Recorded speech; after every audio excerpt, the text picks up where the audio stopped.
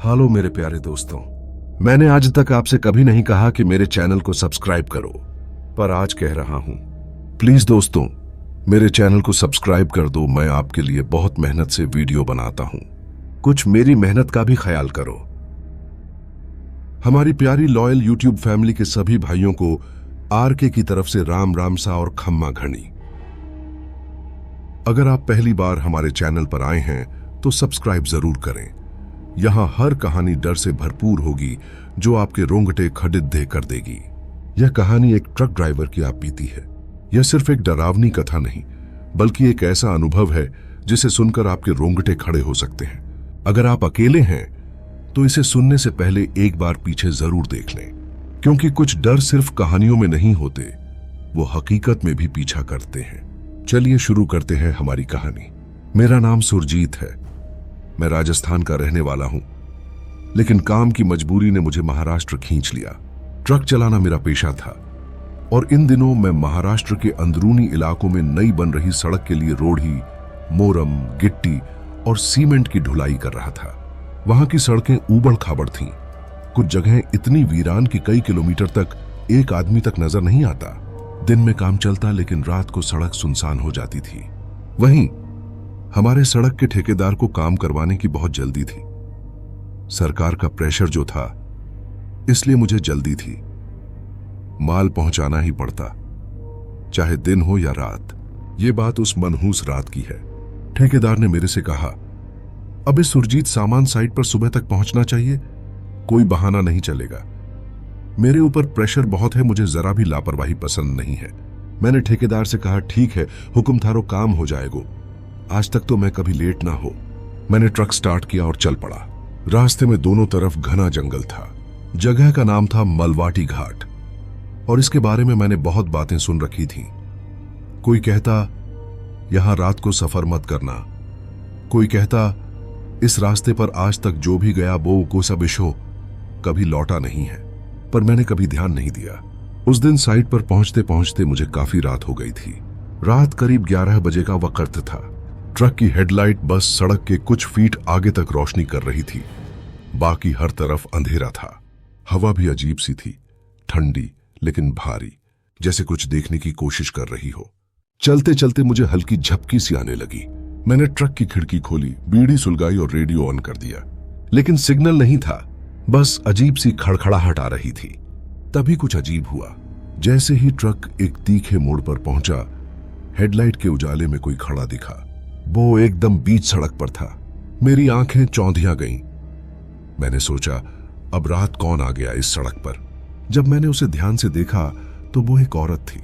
हल्के पीले कपड़े, बिखरे हुए बाल और उसका चेहरा जिस पर अजीब सा अंधेरा था। मैं कुछ समझ पाता इससे पहले ही मैंने जोर से ब्रेक दबाया। ट्रक रगड्डा दहते हुए रुका। टायर घिसटते चले गए, लेकिन वह औरत हिली तक नहीं।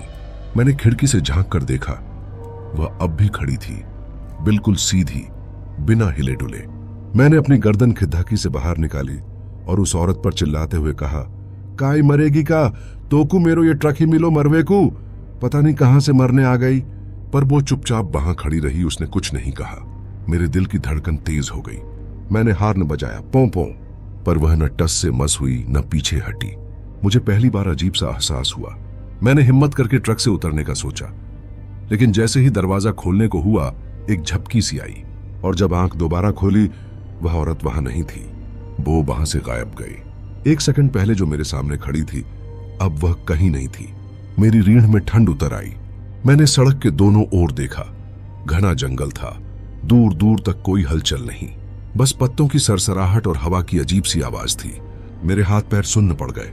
मैं जल्दी से ट्रक में वापस बैठा, दरवाजा अंदर से लॉक किया और एक झटके में गियर डालकर निकल पड़ा। पर बात यहीं खत्म नहीं हुई। जैसे ही मैंने ट्रक आगे बढ़ाया, पीछे से किसी के हंसने की आवाज आई। वो आवाज एकदम हल्की थी, मगर साफ सुनाई दे रही थी।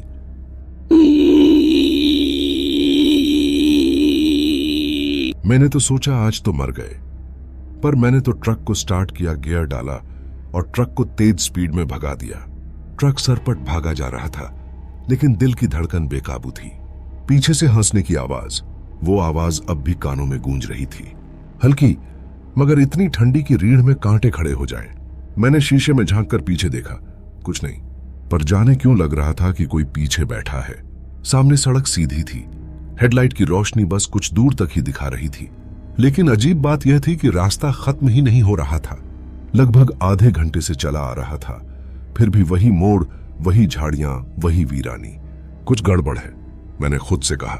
मैंने अपने डर को कम करने के लिए बीड़ी जलाई और बीड़ी का सुट्टा लिया, लेकिन हाथ कांप रहा था। अब दिमाग में एक ही बात घूम रही थी, यह रास्ता तो ज्यादा से ज्यादा 15 मिनट का था, फिर मैं भटक क्यों रहा हूं। तभी मेरे ट्रक के ऊपर कुछ गिरा। ट्रक के ऊपर से धड़ाम की आवाज आई, जैसे कोई भारी चीज छत पर गिरी हो। स्टीयरिंग मेरे हाथ से छूटते छूटते बचा। ट्रक हल्का डगमगाया। मैंने झटके से कंट्रोल किया और ब्रेक दबाया। ट्रक झटके से रुका। मैंने ऊपर देखने की कोशिश की, लेकिन ट्रक की छत का सिर्फ एक हिस्सा ही दिखता था। दिल तेजी से धड़क रहा था। फिर से वही आवाज। वो आवाज अब की बार ज्यादा करीब से आई। मैंने साइड मिरर देखा और मैंने कुछ ऐसा देखा कि मेरा खून सूख गया। मैंने देखा कि कोई छत से लटका हुआ था। सफेद बेजान पैर झूल रहे थे, ना कोई हलचल, ना कोई सांस, बस झूलते हुए पैर। मैंने धड़कते दिल से ट्रक का दरवाजा खोला और नीचे उतरा। धीरे धीरे आगे बढ़ा। ना कोई हलचल, ना कोई सांस, बस झूलते हुए पैर। मैंने धड़कते दिल से ट्रक का दरवाजा खोला और नीचे उतरा। धीरे धीरे आगे बढ़ा। टॉर्च निकाली और ऊपर रोशनी फेंकी। मैंने जो देखा उसे देखकर ऐसा लगा कि मानो मेरा कलेजा अभी शरीर से बाहर आ जाएगा। छत पर एक औरत बैठी थी, सिर झुका हुआ, बाल बिखरे हुए और आंखों से गाढ़ा काला पानी बह रहा था। फिर उसने धीरे धीरे सिर उठाया। उसका चेहरा इतना भयानक था कि जो उसे देख ले वो डर से कोमा में चला जाए। उसका चेहरा इंसानों जैसा था ही नहीं। आधी खाल उधड़ी हुई, होंठ फटे हुए, और जब उसने मुंह खोला तो उसके दांत किसी जानवर की तरह नुकीले थे। एक झटके में वह कूदकर सीधी खड़ी हो गई। मेरा पूरा शरीर सुन्न पड़ चुका था। मैंने खुद को किसी तरह ट्रक में घसीटा और दरवाजा धड़ाम से बंद किया। मैंने जल्दी से ट्रक में चाबी लगाई और कहा, जल्दी से स्टार्ट हो जा मेरे बाप, जल्दी स्टार्ट हो। और मैंने इग्निशन घुमाया। घर्र की आवाज करता हुआ ट्रक बंद हो गया। फिर घुमाया, घर्र, कटक। ट्रक स्टार्ट नहीं हो रहा था। तभी कांच पर किसी ने अंदर से हाथ मारा। मैंने देखा तो मेरी चीख निकलते निकलते बची। वो अब ट्रक के अंदर थी। पसीने से भीगा हाथ स्टीयरिंग पर जम चुका था। मैं ना हिल सकता था, ना बोल सकता था। उसका चेहरा अब सिर्फ 1 इंच दूर था। उसने कहा, तू बच नहीं सकता। उसकी आवाज ऐसी थी जैसे कई लोग एक साथ बोल रहे हों। तू बच नहीं सकता। उसकी आवाज अब कानों में गूंज रही थी। मैं ठंडे पसीने से भीग चुका था। उस औरत के मुंह से काला धुआं निकल रहा था। मैं हिल भी नहीं पा रहा था। हाथ पैर बेजान हो चुके थे। तभी बड़ाम! उसने कांच पर जोर से हाथ मारा और पूरा शीशा दरारों से भर गया। डर के मारे मैंने किसी तरह ट्रक स्टार्ट करने की कोशिश की। घर्र, थक। मेरे ट्रक का इंजन हिचकी ले रहा था। तभी मुझे ट्रक में कुछ एसडीडीए हुए मांस की बदबू आने लगी। तभी मेरी नजर पीछे वाले हिस्से पर पड़ी। ट्रक के अंदर सामान की बोरियों के बीच कोई पड़ा हुआ था। उसमें किसी इंसान की लाश थी। मैंने मन ही मन में सोचा, अब ये लाश यहां कहां से आ गई? सुरजीत, आज तो कर गया तू। उस लाश की गर्दन पीछे की ओर पूरी घूमी हुई थी, जैसे किसी ने उसे मरोदकर तोड़ डाला हो। शरीर सूख कर काला हो चुका था, जैसे कई सालों से रखा हो। मुझे अब उल्टी होने लगी। मैंने अपने आप से कहा, भाग सुरजीत, वरना मर जाएगा। तभी मैंने देखा कि वो औरत मेरे ट्रक से कहीं गायब हो चुकी है। मैंने आखिरी कोशिश में स्टीयरिंग कसकर पकड़ा और फिर से चाबी घुमाई।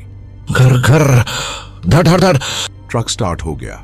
जितना जोर दे सकता था एक्सीलेटर दबाया और ट्रक जंगल के रास्ते पर दौड़ा दिया। पीछे देखा, वो औरत हंस रही थी। मैंने आंखें बंद करके एक बार भगवान को याद किया और ट्रक को पूरी स्पीड में घाटी के नीचे वाले रास्ते पर छोड़ दिया। तभी अंधेरे में मुझे कुछ दिखा नहीं और मैंने ट्रक को किसी में ठोक दिया। मेरा सर स्टीयरिंग पर लगा और मेरी आंखों के सामने अंधेरा छा गया।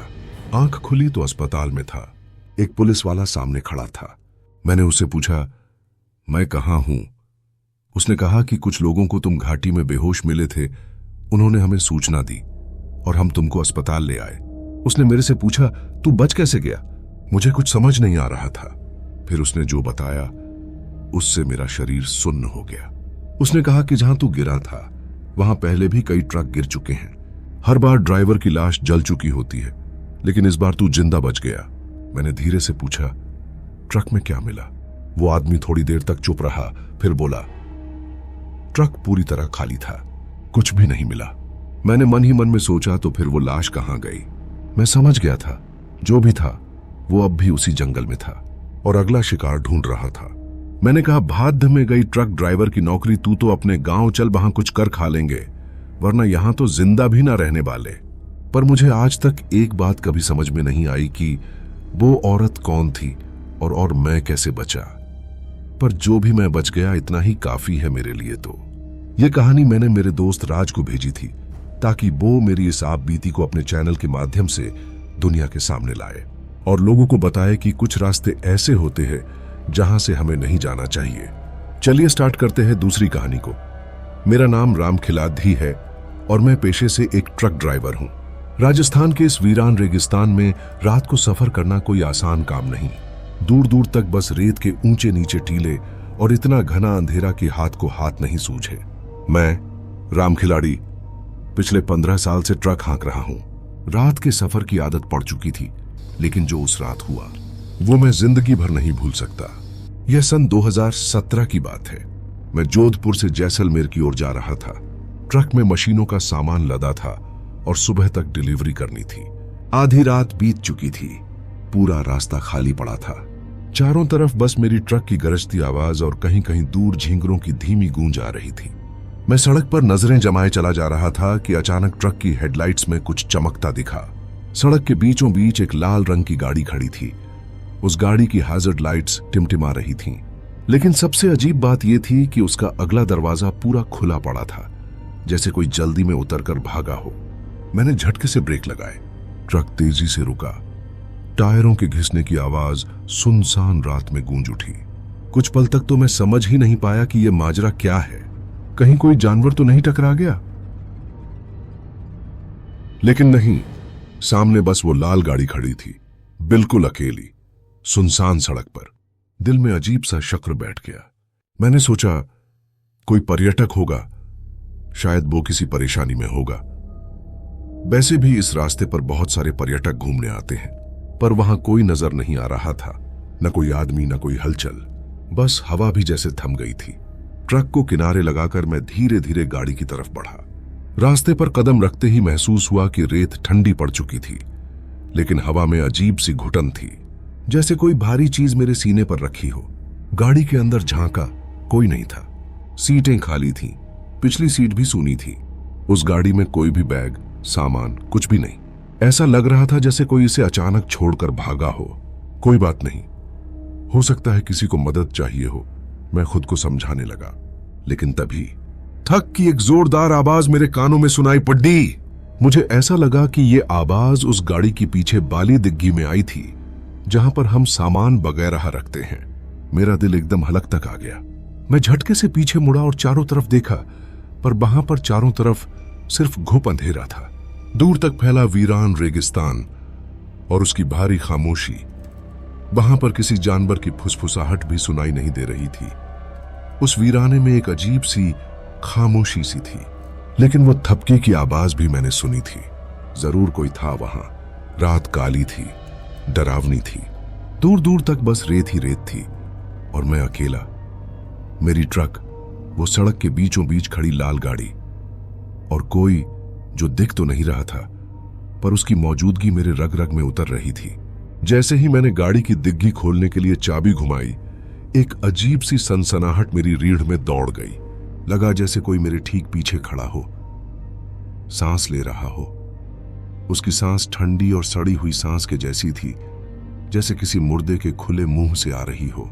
मैंने झटके से पीछे मुड़कर देखा, कुछ नहीं था, बस वही भयानक सन्नाटा और दूर कहीं हवा के साथ उड़ती रेत। पर तभी उस गाड़ी की हेडलाइट्स खुद ब खुद जल उठी। इतनी तेज रोशनी की आंखें चौंधियां गईं। फिर अचानक भड़ाम की आवाज के साथ उस गाड़ी का दरवाजा अपने आप बंद हो गया। अब तो मेरा कलेजा मुंह को आ गया। सन्नाटा इतना गहरा हो गया कि अपने ही दिल की धड़कन कानों में गूंज रही थी। मैंने घबराकर फिर से गाड़ी की डिग्गी खोलने के लिए चाबी घुमाई। खच की आवाज करती हुई उस गाड़ी की डिग्गी खुल गई।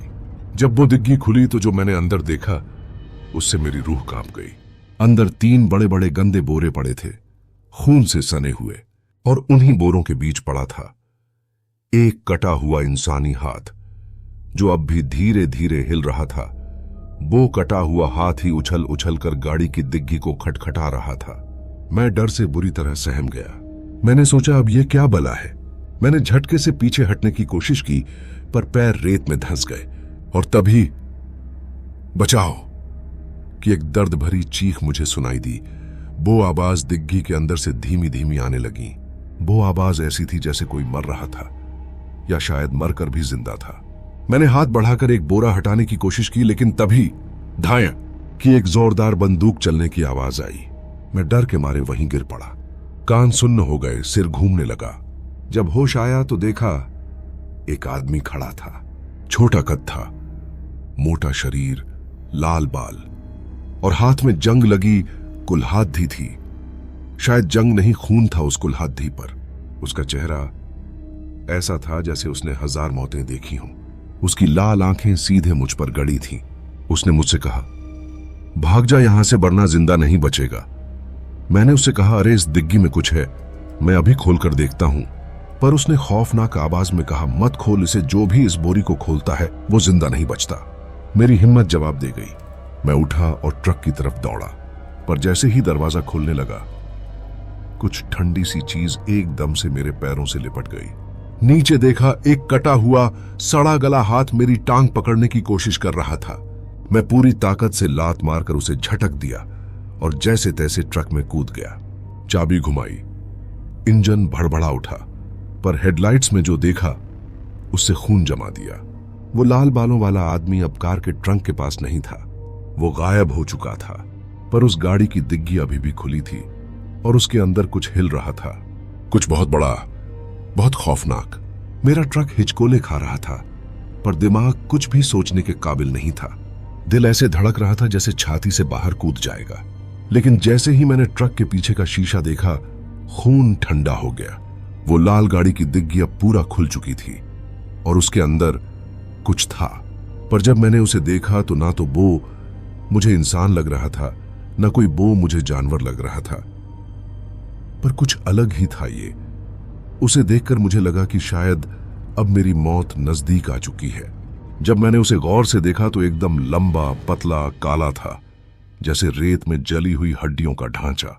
हाथ पैर इंसानों जैसे थे, लेकिन उंगलियां लंबी और टेढ़ी, जैसे किसी मरे हुए के हड्डियों के जोड़। उसकी आंखें नहीं, आंखों की जगह 2 जलते हुए अंगारे थे।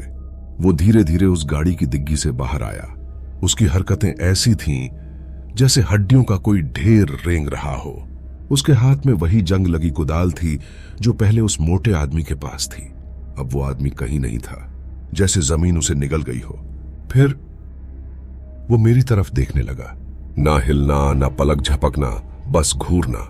मेरा जिस्म पूरी तरह बर्फ की तरह हो गया। हाथ स्टीयरिंग पर जमे हुए थे, लेकिन फिर मैंने ट्रक का एक्सीलेटर जोर से दबा दिया। इंजन जोर से गरजा और ट्रक रेगिस्तान की वीरान सड़क पर धड़धड़ाते हुए भागने लगा। लेकिन वो शैतान हिला तक नहीं, बस वहीं खड़ा रहा, जैसे उसे कोई फर्क ही नहीं पड़ता। उसकी परछाई लंबी होकर रेत पर फैल रही थी और फिर वो परछाई मेरी तरफ भागने लगी। लेकिन यह कोई आम परछाई नहीं थी, यह किसी जिंदा आदमी की नहीं थी, यह मौत की थी। अचानक से वो परछाई ट्रक के सामने आ गई। मैंने सोचा, साला ये इतनी जल्दी कहां से आ गया। मैंने ट्रक की हेडलाइट्स में देखा, वो अब भी वहीं खड़ा था, पर उसकी परछाई धूल के गुबार के साथ ट्रक की तरफ भाग रही थी। तभी मेरे कानों में एक आवाज सुनाई दी। वो आवाज थी, हरामखोर, बच सकता है क्या तू मेरे से। मुझे ऐसा लगा कि यह आवाज मेरे पास से आ रही है, जैसे कि कोई ट्रक में मेरे साथ ही बैठा हो। वो आवाज जहरीली, सड़ी हुई थी, जैसे कोई जमीन के नीचे दबा हुआ बोल रहा हो। ट्रक की लाइट्स झपकने लगी। मैंने ट्रक को और तेज किया, पर अचानक स्टीयरिंग जाम हो गया। ट्रक हिलने लगा, टायर रेत पर घिसटने लगे, धूल आसमान में उड़ने लगी। और तभी धड़ाम के साथ ट्रक जोर से झटका खाकर बीच सड़क पर रुक गया। ट्रक का इंजन बंद हो गया। चारों तरफ घुप अंधेरा था और फिर अचानक से वो उछलकर वो मेरे ट्रक के बोनट पर बैठ गया था। उसकी लंबी हड्डियों जैसी उंगलियां छत से लटक रही थीं, गर्दन टेढ़ी थी और उसके गले से अजीब सी सरसराहट निकल रही थी, जैसे सैकड़ों सांप एक साथ फुफकार रहे हों। अब मैंने उसे गौर से देखा। वो भयानक शैतान लग रहा था, जैसा कि मूवी में दिखाया जाता है। उसने कहा, अब तू मेरा है, मैं तुझे अपने साथ लेकर जाऊंगा। उसके मुंह से काले धुएं जैसी कोई चीज निकली और जैसे ही मैंने चीखने की कोशिश की, पसी उसने अपनी सड़ी गली हड्डियों जैसी लंबी उंगलियां मेरे गले में डाल दी। मेरी आंखों के आगे अंधेरा छा गया। मेरी आंखों के आगे सब कुछ धुंधला पड़ने लगा। सांस जैसे गले में ही अटक गई थी। वो ठंडी सड़ी हुई हड्डियों जैसी उंगलियां मेरी गर्दन के अंदर घुसती जा रही थीं। लगता था जैसे कोई मेरी आत्मा चूस रहा हो। मेरे कानों में वही गूंजती हुई डरावनी घुटी हुई आवाज आई, अब तू मेरा है। मेरे होंठ हिले पर आवाज नहीं निकली। दिल ऐसे धड़क रहा था जैसे पसलियों से बाहर कूद जाएगा। शरीर सुन्न पड़ता जा रहा था। सिर के अंदर कोई बवंडर घूमने लगा और फिर मेरी आंखों के सामने अंधेरा छा गया। मेरी सुबह आंखें खुली। रेगिस्तान में सूरज की पहली किरण पड़ी, लेकिन वहां कुछ भी नहीं था। न ट्रक, न लाल गाड़ी, न कोई इंसान, बस वीरान सड़क और रेत के ऊंचे नीचे टीले, जैसे वहां कभी कुछ था ही नहीं। थोड़ी दूरी पर ही मेरा माल से लौट ट्रक खड़ रहा था। मैंने सोचा मेरे साथ जो रात में हुआ वो क्या था। शायद मैं कोई सपना देख रहा था क्या। पर तभी मुझे मेरी गर्दन पर जलन और कुछ दर्द सा महसूस हुआ। तभी मैंने गर्दन को देखा तो मेरी गर्दन से थोड़ा थोड़ा खून रिसकर बाहर आ रहा था और गर्दन पर किसी के नाखूनों के खरोच के निशान थे। और तरफ मेरे गले में देवता बाबा का ताबीज लटक रहा था। मैंने सोचा कि आज जो मेरी जान बची है वो देवता बाबा के आशीर्वाद से बची है। उसके बाद मैंने डिलीवरी का सामान उसकी जगह पर पहुंचाया और अपने गांव लौट आया। पर मुझे ये आज तक समझ में नहीं आया कि वो गाड़ी किसकी थी और वो कौन था। पर जो भी हो, भगवान के आशीर्वाद से मेरी जान बच गई।